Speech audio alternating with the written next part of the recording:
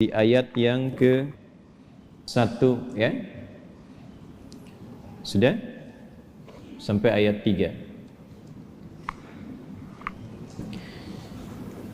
Bismillahirrahmanirrahim. Wal fajr walayalin 'ashr wasyaf'i wal watr. Tambahkan satu ayat lagi, wal laili idza yasr. Baik, wal fajr, aku bersumpah demi waktu fajar. Di dalam Al-Quran kita temukan ragam sumpah yang langsung disampaikan oleh Allah Subhanahu wa ta'ala. Allah itu tidak bersumpah pun pasti yang difirmankan sudah penting. Dan sumpah itu ciri penegasan dan kesungguhan. Kalau dikaitkan dengan makhluk ada kesungguhan. Makanya kalau Anda ingin menguatkan sebuah pesan dan menunjukkan Anda serius, pakai sumpah ya. Besok ada ceramah Ustadz Adi di Masjid A. Wah, yang benar sumpah. Nah dia, nah, kata sumpah itu kan biasanya untuk menegaskan sebuah makna kan, dan menunjukkan kesungguhan. Nah Allah itu tidak bersumpah pun itu pasti sudah penting apa yang difirmankan. Apalagi kalau disertai dengan sumpah, maka pasti ada yang istimewa di dalamnya. Jadi kalau kita menemukan ayat dalam Al-Quran diawali dengan sumpah, ini menunjukkan pesan yang disampaikan di ayat itu tidak biasa, ada yang sangat penting, berbeda dengan pesan-pesan yang lainnya. Jelas sampai sini? Baik. Wal fajr, ciri sumpah pertama itu kalau ada di awal ayat. Ini secara umum ya. Dibuka dengan huruf waw. Ujung kalimatnya itu harakatnya kasrah. Sudah? Misal waw ketemu satu kalimat ujungnya kasrah. Wal fajri wal laili wasyamsi wadduhaha. Jadi setelah waw ada kalimat ujungnya kasrah. Nah itu diartikan wawnya sumpah. Qasam namanya, wawil qasam. Kalau sudah dibuka dengan seperti ini, artinya informasi yang disampaikan setelah huruf waw itu penting, tidak biasa. Wal fajr, aku bersumpah demi waktu fajar. Ada beberapa pendapat dari kalangan ulama tentang fajar yang dimaksudkan di ayat ini. Jadi di sini Allah bersumpah dengan 5 hal. Ada 5 sumpah. Aqsamun khamsah, kata para ulama terdapat 5 sumpah di dalamnya. 1 wal fajar, demi waktu fajar. 2 walayalin 'ashr, dan 10 malam yang istimewa. 3 wasyaf'i, wasyaf'i, demi waktu genap. Kemudian 4 wal watr. 5 wal laili idza yasr. Ada 5 di sini disebutkan, menunjukkan ada 5 yang istimewa. Saking istimewanya dibuka oleh Allah Subhanahu wa taala dengan sumpah. Baik. 1 fajar. Secara cepat saja. Para ulama setidaknya menyebutkan secara umum ada 2 pemaknaan di kata fajar di sini. Yang pertama yang dimaksudkan setiap waktu fajar. Itu penting. Setiap waktu fajar dalam setiap hari. Jadi ada satu yang istimewa, waktunya di waktu fajar dari sekian perubahan waktu yang kita alami dalam sehari. Kan dari fajar nanti muncul ke pagi, pagi ke siang, siang ke sore, sore ke maghrib, maghrib ke malam kan? Nah dari perputaran waktu itu, di antara sekian banyak waktu, fajar itu istimewa. Karena itu Allah panggil kita untuk bisa menunaikan sholat di waktu fajar. Ya, hakikatnya bukan hanya sholatnya. Ada waktu-waktu yang hanya dalam fajar itu yang nggak ditemukan keistimewaannya di waktu yang lain. Contoh, Kita ambil ke ibadah ritual dulu. Salat di waktu fajar ini itu 2 rakaat sunnahnya saja. Sunnahnya, belum masuk ke fardunya. Itu nilainya disebutkan oleh Rasulullah SAW lebih baik daripada dunia dan seisinya. Raka'atul fajri khairum minad dunya wa ma fiha. Kalau Anda mampu menunaikan 2 rakaat fajar, itu yang dimaksud sunnahnya. 2 rakaat, tapi disebutkan kalimat fajarnya. Bukan zuhur, bukan asar, bukan maghrib, bukan isya. Dan dilakukannya sebelum salat fardunya untuk menunjukkan betapa pentingnya itu. Karena kalau orang tahu itu penting, pasti persiapan datang sebelumnya. Ya, Anda tahu di sini akan pengajian kan? Subuh kan? Subuhnya misalnya jam 4.35. Anda menjadikan pengajian itu sebagai hal yang prioritas. Kalau waktunya 4.35, datangnya jam berapa? Ada yang nginap, ada yang itikaf. Karena menjadikan itu penting. Kalau tak penting mungkin diabaikan. Nah, Allah menyatakan fajar itu penting. Jangan tinggal. Bahkan saking pentingnya, ada di antara hamba-hamba Allah yang menyiapkan waktu fajar itu bangun dari sebelumnya sampai warming up dulu. Pemanasan supaya subuhnya itu, fajarnya itu bisa optimal. Bangun dari malam, Pak. Ada yang menjelang fajar itu membiasakan hatinya supaya khusyuk. Sehingga saat sholat di waktu fajar sudah terkoneksi kepada Allah dengan baik. Cara menyiapkannya dengan istighfar. Waktu singkat menjelang fajar itu disebut sahar namanya. Jamaknya disebut ashar. Ada orang-orang yang kalau sudah tiba waktu ini, dia banyak istighfar, istighfar, istighfar, istighfar. Supaya hatinya lapang saat fajar tiba, terkoneksi sempurna kepada Allah. Sempurna. Nyambung. Itu ada di Quran surah ke-51 ayat 18. Wabil ashari hum yastaghfirun. Ya. Kalau ingin dikuatkan kesabaran, ingin diberikan rizki sehingga bisa sering infak, ya.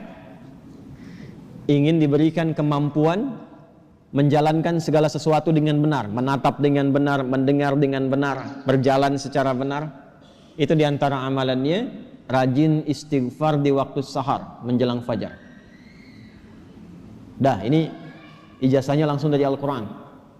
Surah ketiga Ali Imran di ayat ke-17. As-sabirina was-sadiqina wal-qanitina wal-munfiqina wal-mustaghfirina bil ashar. Ya. Quran surah ketiga Ali Imran ayat 17. Paling kiri sebelah atas tuh. Itu di situ istighfar di waktu sahar itu disamakan dengan 4 amalan tadi. Sabar, khusyuk dalam ibadah, bisa rajin infak, dan benar dalam menjalankan aktivitas. Itu di antara latihannya, rajin istighfar menjelang fajar. Makanya kalau sudah istighfar, terbuka hatinya, terkoneksi dengan Allah, itu ibadahnya akan lebih enak dibandingkan dengan yang jarang istighfar. Itu. Alhamdulillah. Ada sifat qanitin di situ. As-sabirina wal qanitina. Sedangkan kita diminta salat itu dengan sifat kunut. Orangnya disebut qanit, jamaknya qanitin. Ada di mana ayatnya? Al-Baqarah ayat 238. Hafizu 'alas salawati was salatil wusta wa qumu lillahi qanitin. Tuh. Kalau mau salat, mau enak salatnya, jangan sekedar salat. Memang betul sudah selesai, ya, menuntaskan kewajiban, beban kewajibannya hilang, tapi kenikmatannya dapat nggak?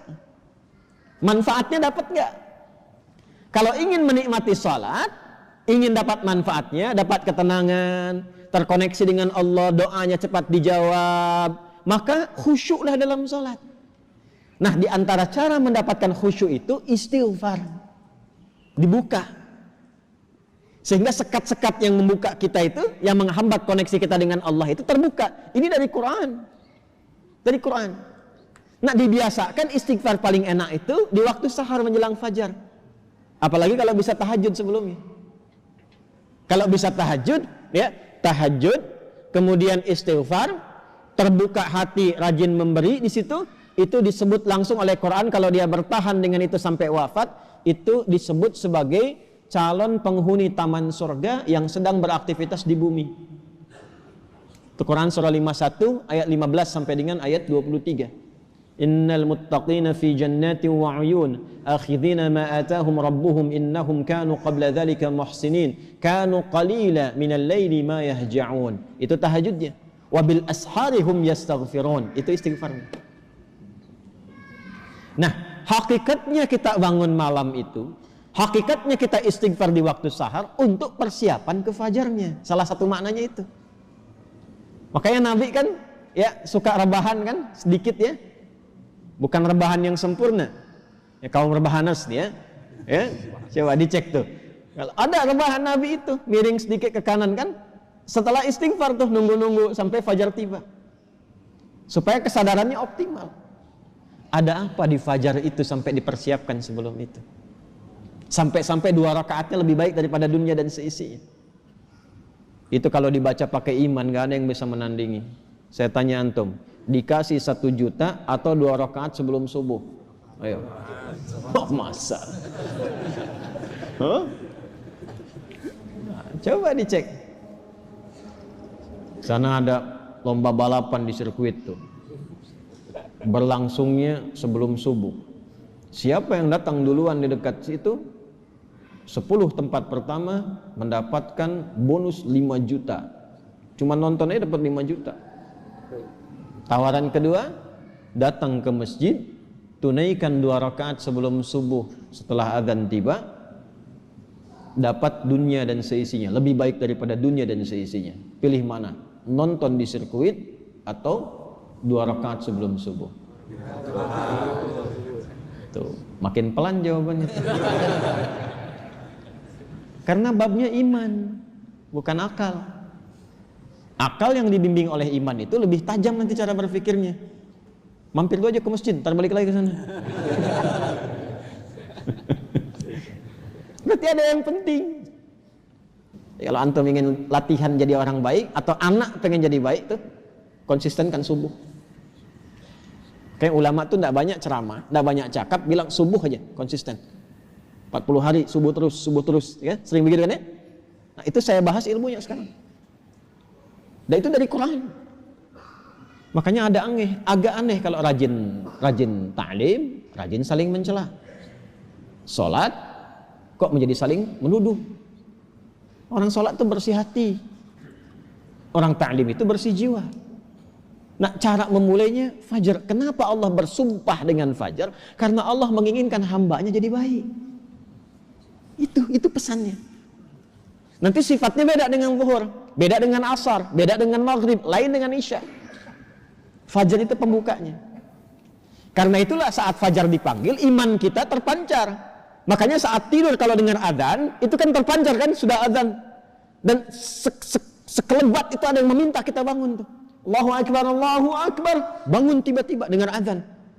Itu yang terpanggil imannya. Ketika cahaya iman itu merespon suara adzan, itulah fajar namanya. Dari maknawinya.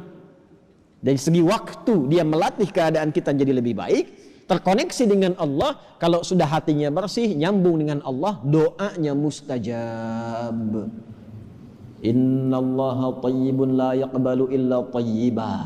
Kata Nabi demikian. Allah itu maha baik sehingga akan cepat menerima dari yang baik-baik. Hatinya sudah baik, sudah lapang, jauh dari maksiat, maka apapun yang dia minta dikabulkan oleh Allah Subhanahu wa taala. Karena itu saat-saat paling tepat untuk berdoa itu, memperbanyak doa itu saat fajar. Malaikat kumpul semua. Hadisnya sahih. Ya, inna malaikatal laili wa malaikatan nahar tajtami'u fi waqtil fajri atau kama qala Rasulullah sallallahu alaihi wasallam. Malaikat siang dan malam kumpul semua di waktu fajar. Alhamdulillah malaikat itu gaib. Kalau tampak tak jadi kita ke masjid. Sayapnya banyak tuh. Siapa? Israel. Balik lagi. Kumpul semua. Nah, kalau sudah kumpul malaikat itu banyak berkahnya. Berkah itu ziyadatul khair, bertambah kebaikan. Kalau doa diaminkan. Kalau istighfar dimohonkan ampunan kepada Allah. Berkah lagi kalau subuh jamaah pengajian, berkah. Berkah lagi itu. Itu dari berangkat langsung malaikat memohonkan kepada Allah kebaikan. Hadisnya viral sahih. Di Ibnu Majah itu. Ya, dari Abu Darda radhiyallahu taala anhu. Qala Rasulullah sallallahu alaihi wasallam, "Man salaka tariqan yaltamisu fihi 'ilma sahhala lahu tariqan ila al-jannah, wa innal malaikata la tadau ajnihataha ridan li talibil ilmi." Orang mau berangkat menuntut ilmu, itu malaikat membentangkan sayap memohonkan kepada Allah ridha untuk orang itu. Berangkat dia ke masjid pas di waktu fajar, banyak sekali. Makanya kalau bapak ibu ke masjid waktu subuh nggak doa, rugi itu. Itu fajar.